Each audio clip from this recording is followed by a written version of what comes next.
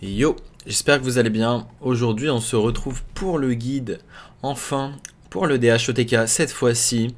Beaucoup de personnes m'ont demandé en stream, et pas que, qu'ils aimeraient savoir jouer ce DHOTK qui est aussi skillé et aussi fort que le voleur Garrote. Ce sont vraiment les deux meilleurs decks, donc si vous avez vu ma dernière vidéo. Et cette fois-ci, je vais vous montrer les petits tips, comment marche l'OTK. Le début là de cette vidéo, ça va être plutôt une intro du deck. Et avec ça, une première game pour illustrer. A tout de suite et bon visionnage. Donc le DH-OTK, expliqué simplement, c'est quoi? C'est un OTK basé sur Ilginote qui fait vos cartes avec vol de vie infligent des dégâts à la place. Donc maintenant, on va regarder tout de suite les cartes qui ont vol de vie. Ce sort à 3 à vol de vie inflige 3 points de dégâts à un serviteur. Et il coûte 1 si vous l'avez tout à gauche ou tout à droite de la main. Donc déjà, on a une carte. Et la deuxième qui fait le plus de dégâts très souvent, c'est celle-ci. Fellscream Blast, vol de vie, inflige 1 point de dégâts à un serviteur et au serviteur adjacent. Donc, comment ça marche? Avec les dégâts des sorts que vous jouez des cartes avec dégâts des sorts, notamment le Guild Trader, qui a plus de dégâts des sorts et qui peut être échangé dans le deck, et la 1-3, qui fait que votre prochain sort a plus de dégâts des sorts. Donc vous voyez directement que 1 point de dégâts initialement sur la carte, si vous ajoutez 2 dégâts des sorts, ça va infliger 3 plus 3 plus 3, car 3 cibles. Maintenant, si vous ajoutez le Moarg, tous les serviteurs prennent le double des dégâts en provenant des spells, donc des sorts. Donc, en fait, l'équation, ça va être quoi? Ça va être, d'abord, ça va compter les dégâts des sorts que vous avez pour modifier, on va dire, l'affichage de la carte. Par exemple, 5 dégâts des sorts. Et ensuite, à l'issue de ça, le Moarg va doubler le montant que vous avez final. Donc, je vais vous résumer ça sous forme d'équation mathématique.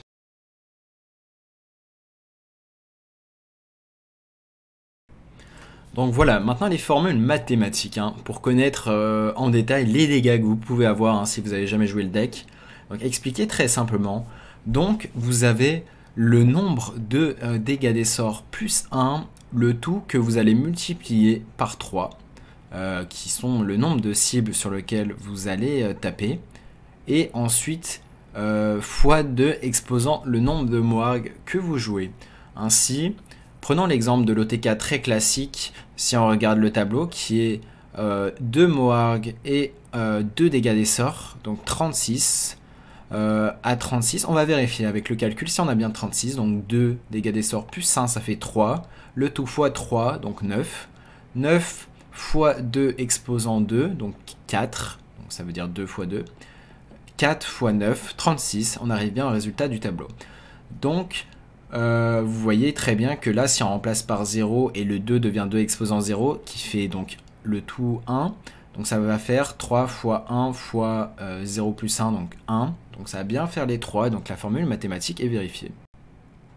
Et voilà le même exemple donc pour A-Beam. Donc formule plus simple, cette fois-ci, vous aurez le nombre de dégâts des sorts plus 3, donc qui sont les dégâts initiaux du fail de l'A-Beam. Et ainsi, si vous avez 2 Moarg, 2 exposant 2, ça fait 4, donc 4 fois 3 plus 3, ça va faire 24, et on retrouve bien le résultat ici de 2 Moarg et 3 dégâts des sorts. Maintenant, on va s'intéresser à la quête en elle-même, parce que vous jouez DHOTK, mais quête, c'est pas seulement DHOTK. Donc, pour ce qui est de la quête, tout simplement, la quête se fait en 3 parties. La première partie, c'est piocher 4 cartes. La récompense, c'est vos cartes piochées coûtent 1 de moins. Ensuite, il faudra tout simplement piocher 5 cartes. Toutes les cartes piochées, encore une fois, coûteront 1 de moins. Et ensuite, après ça, pour finir, il faudra piocher à nouveau 5 cartes. Cette fois-ci, les cartes que vous piocherez ne seront pas réduites, mais vous piocherez Kurtrus. Kurtrus qui fait quoi? Qui réduit le coût des cartes de toutes les cartes dans votre deck de 2. Et du coup, en fait, l'intitulé exact du texte, c'est les cartes que vous piochez pendant le restant de la partie coûtent 2 de moins. Ainsi, si vous rééchangez toutes les cartes de votre main dans votre deck grâce à Planer, le sort à 4 avec Outcast, et bien tout simplement vous allez récupérer les mêmes cartes si vous les repiocher avec 2 mana de moins. Et subtilité intéressante, c'est que les 3 cartes qui vous servent à l'OTK, donc qui sont échangeables et plus 2 dégâts des sorts, si vous les échangez et qu'elle coûte 4 de mana, donc elle va coûter 2, et si vous la rééchangez et vous la repiochez à nouveau alors qu'elle coûtait 2 dans votre main, elle coûtera 0. Donc, mécanisme important à savoir.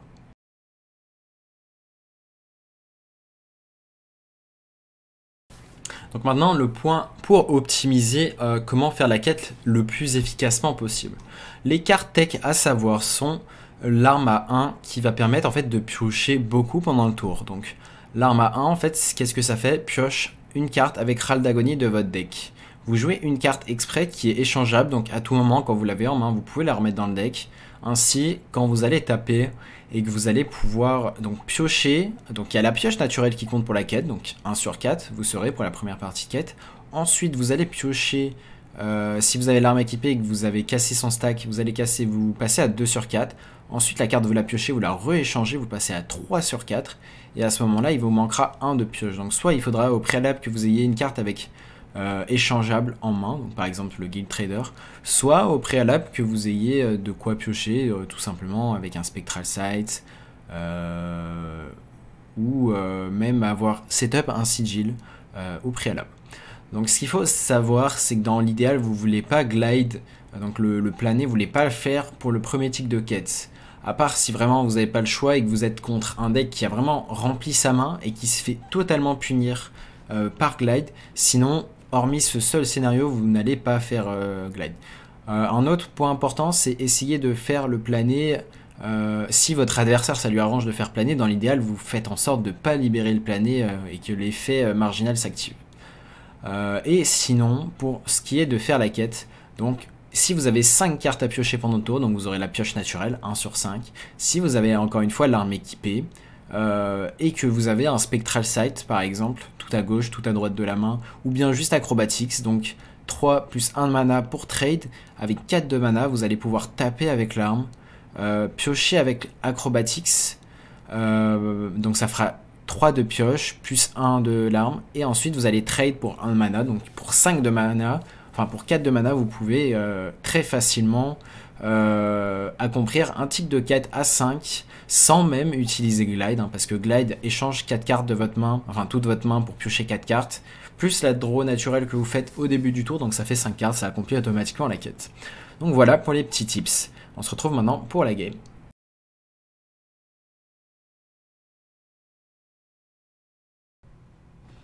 Donc nous voici ici contre un démoniste. Donc on est actuellement hors rang de légende. Donc comme vous voyez, c'est un bon deck de top légende, hein, ce DH. Sur les stats actuelles, je suis à 16-4. 16-4, ce n'est pas mes stats, on va dire, finales, hein, parce que j'ai rejoué depuis. Mais vous voyez que le win rate est quand même... ça montre que le deck, une fois maîtrisé, va être très fort. Hein, parce que si on regarde sur HS Replay, le win rate du deck va tout simplement être de 40%. Donc là, vous voyez 80%, 40%. On se dit que ouais, il y a peut-être une subtilité qu'on n'a pas. Hein, enfin, peut-être dans les stats, c'est que les gens ne savent pas jouer le deck. Et ça rassure dans le fait que c'est un deck très très skillé et donc très très fort quand on le maîtrise. Donc voilà, ici pour le mulligan, on va revenir en vitesse au mulligan. Donc on a gardé le glide seulement, le reste n'était pas intéressant à garder. Ce qu'il faut savoir, c'est que contre démoniste, on va vouloir glide quand sa main se remplit dans l'idéal. Et la glide, on ne veut pas la faire pour le premier tic de quête. Donc là, ici, on voit qu'on peut faire le premier tic de quête sans faire glide. Et c'est très important parce que vous allez voir que par moment, vous allez en fait manquer de pioche si vous faites glide. Parce que vous piochez que 4 cartes. Et l'idée, du coup, ça va être de vider un petit peu vos cartes qui ne seront pas utiles à piocher. En l'occurrence, ici, ça va être les A-beam, faire des tours par exemple de 1-3 aura pour gérer un peu le board, et ensuite vous chercherez à glide quand vous aurez utilisé pas mal de ressources.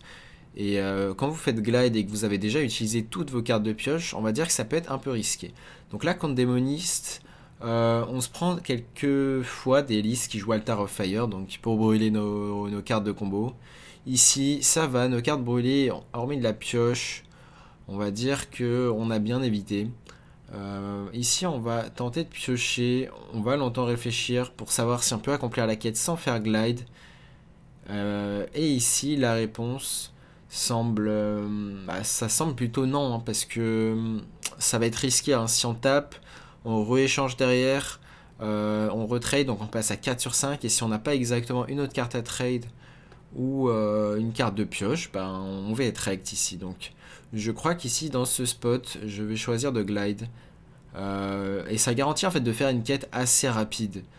Ça garantit de faire une quête assez rapide. La question c'est est-ce qu'on balance la philosophie pour ne pas blanc à l'avenir quand on va faire cette glide. Et je la balance en partant du principe que j'aurai tout simplement assez de cartes avec dégâts des sorts et assez de Moarg pour OTK. Il faut faire attention au deuxième altar de feu donc, qui peut nous brûler la main. Enfin nous brûler le deck et des pièces de combo. Là on veut pas que ça nous brûle le guinote. Et surtout pas 2 spell damage. Enfin ça serait compliqué parce qu'on va aussi devoir faire des tours de gestion. Hein. Il y aura sans doute des tours de géant à gérer. C'est pour ça que brûler des cartes comme Aura, comme des dégâts des sorts, ça peut être problématique. Donc ici on a une bonne main. On va pouvoir a priori faire la quête sans même avoir besoin de glide, parce qu'avec Acrobatics et le fait d'échanger la 4-3 fait que on devrait pouvoir faire la quête sans problème. Donc ici on va même faire Spectral Sight. Spectral Sight qui est meilleur parce que Acrobatics on voudrait la garder.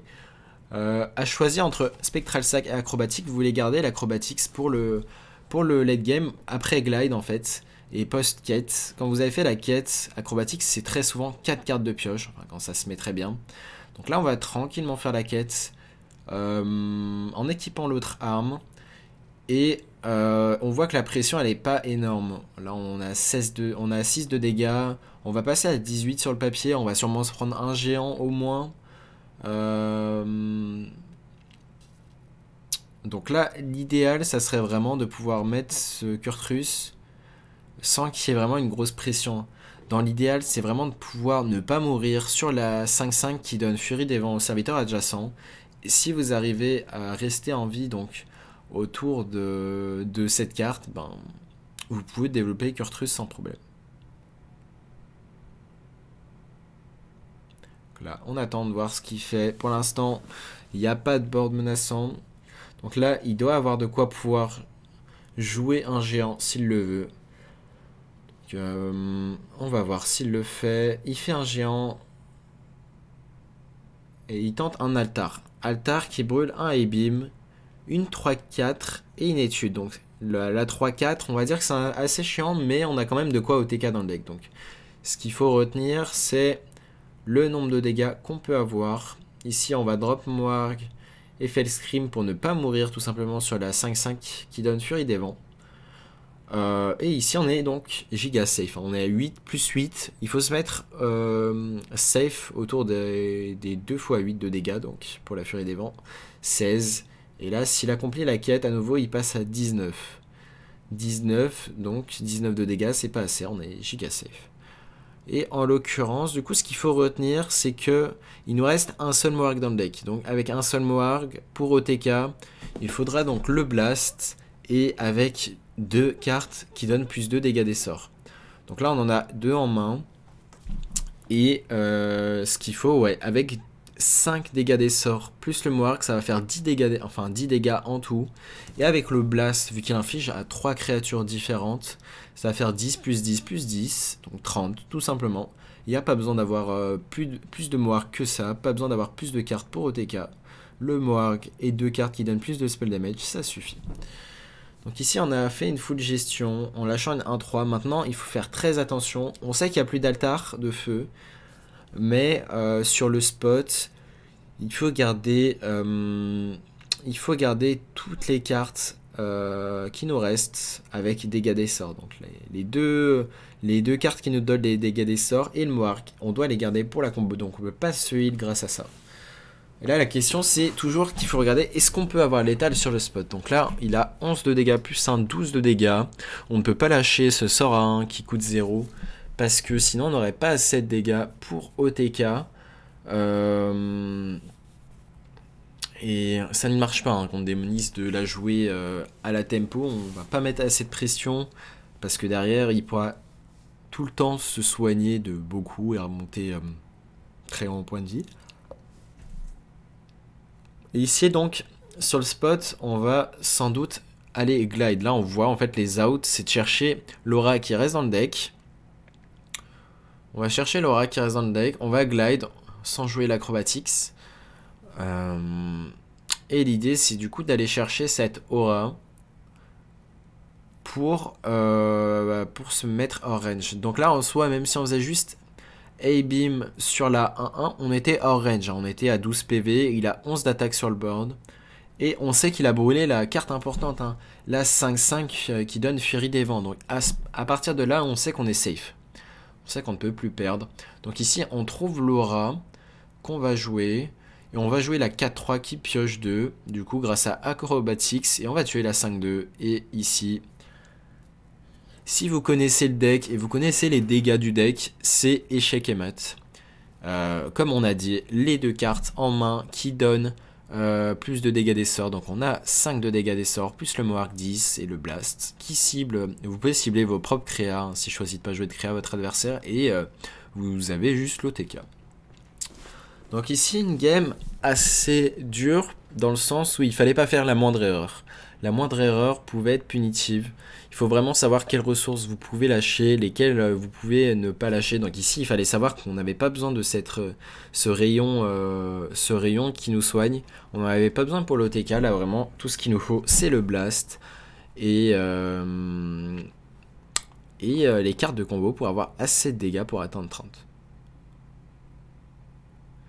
Donc ici, OTK, bien sûr, game très propre. On tue notre propre créa. Et parfait, ça fait 30. Bien faire attention à bien cibler les 3 créatures, hein, donc bien au milieu d'une créa. Donc voilà pour cette game de démoniste, enfin de DH contre démoniste. Donc j'espère que ce premier tuto vous aura plu. Donc si vous avez déjà joué un peu le deck, ça vous apprend pas grand chose, mais le guide en lui-même va commencer très bientôt avec le guide match-up par match-up et avec des games assez tricky.